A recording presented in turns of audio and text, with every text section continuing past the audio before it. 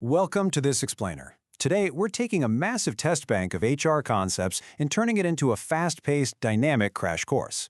We're going to completely demystify the true strategic engine of any successful organization, human resource management. If you've ever wondered how the most successful companies build teams that actually drive innovation, well, you're in the right place. Let's get started. Here is our roadmap for today. We'll be tracing the entire employee lifecycle through 5 steps. 1. The strategy of HR. 2. Finding and choosing talent. 3. Employee growth and development. 4. Rewards, safety, and relations. And finally, 5. Global HR and auditing. So we've all heard the stereotype, right? HR is just the department that pushes paper, runs payroll, or, awkwardly steps in when someone gets fired. But to truly understand this field, we really have to step back and ask, what is their actual overarching purpose in a modern business? And here's the reality. Modern HR is all about human capital management. We're talking about managing people as strategic assets. The goal isn't just to stick a warm body in a desk to keep the lights on. It's to maximize employee performance and engagement to gain a genuine competitive advantage. It's about driving the entire business forward. All right, let's dive into Section 1, the strategy of HR. It's pretty fascinating how systematic human resource planning actually is. You can't just wake up and hire someone on a whim. The absolute core of this is forecasting. Basically, you have to predict the exact skills and the precise number of people you'll need tomorrow, but you have to do it today. It's a giant puzzle to ensure the organization has the right people with the right skills at exactly the right time. Long before a job posting even goes live, HR has to do a job analysis to figure out what the role actually entails and what kind of human characteristics are needed to pull it off. Then, they use job design to arrange those tasks so they're actually efficient. And a huge piece of this is job enrichment, literally giving employees more autonomy and control. Because when people have control over their work, they don't just clock in, they actually own what they do. So, the blueprint is ready. Let's move to Section 2, finding and choosing talent. Okay, let's clear up a massive point of confusion in the corporate world. Recruitment and selection, they are actually not the same thing. Think of recruitment as your marketing campaign. It's the effort to attract a diverse, highly qualified pool of potential candidates to apply in the first place. Selection is the rigorous analytical process of eliminating the unqualified folks to find the absolute perfect fit for the role. Now, to keep things completely objective during that selection process, every single criteria has to tie directly back to the job requirements. This is exactly why sourcing top talent relies so heavily on structured interviews. By asking every candidate to give a specific example, like, say, a time they dealt with a difficult coworker, HR can accurately assess true competencies and keep unconscious bias out of the room. Moving right along to Section 3, employee growth and development. So our perfect candidate just signed the contract and walked through the front doors. Right away, they hit 2 different phases of onboarding. People mix these up constantly, but orientation is that broad welcome to the company phase. It covers overarching culture, values, and big picture policies. Induction, on the other hand, is way more narrow.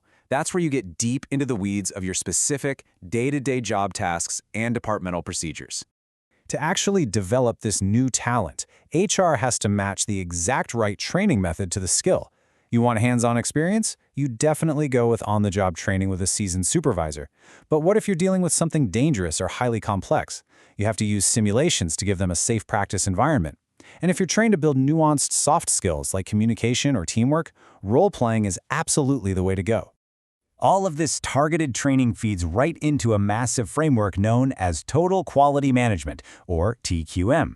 It basically proves one simple, powerful truth. When you empower your employees through excellent training and base your company's decisions on hard data, it directly drives continuous improvement across the entire organization. Section 4, rewards, safety, and relations. Let's see how we keep our folks around.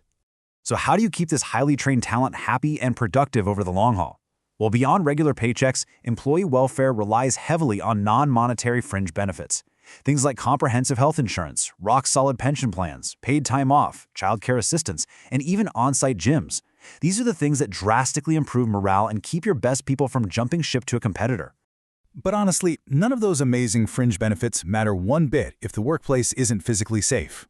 HR has to rigorously hunt down risks to meet OSHA standards. That means preventing simple slip and fall accidents, dodging musculoskeletal disorders from improper lifting, and fixing ergonomic hazards like repetitive strain injuries. And enforcing the use of personal protective equipment? Yeah, that isn't just a friendly suggestion. It's a mandatory core HR function. Now, physical safety isn't the only potential friction point. When disputes over wages or working conditions inevitably pop up, HR has to step into the world of industrial relations.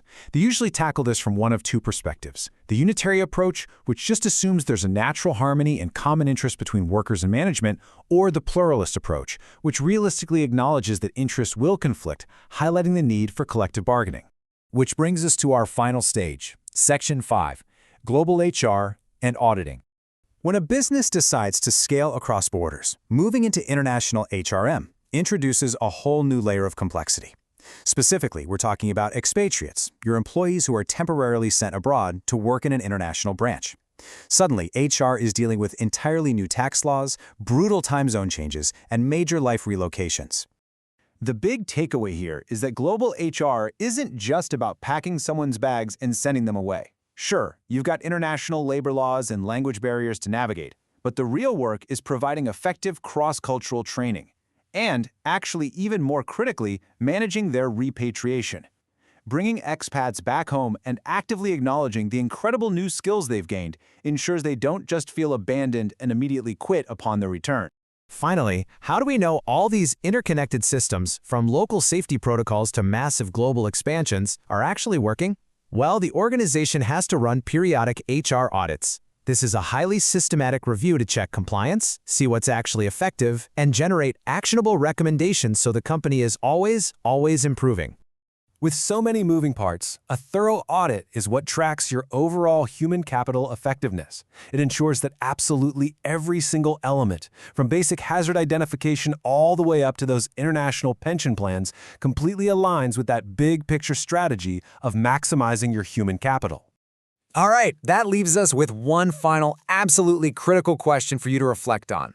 Think about your own workplace experience, the training you receive, and the culture you're in every day.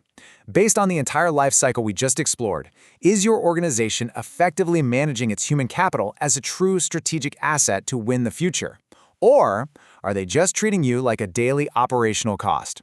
Thanks so much for joining me on this explainer, and keep questioning the systems around you.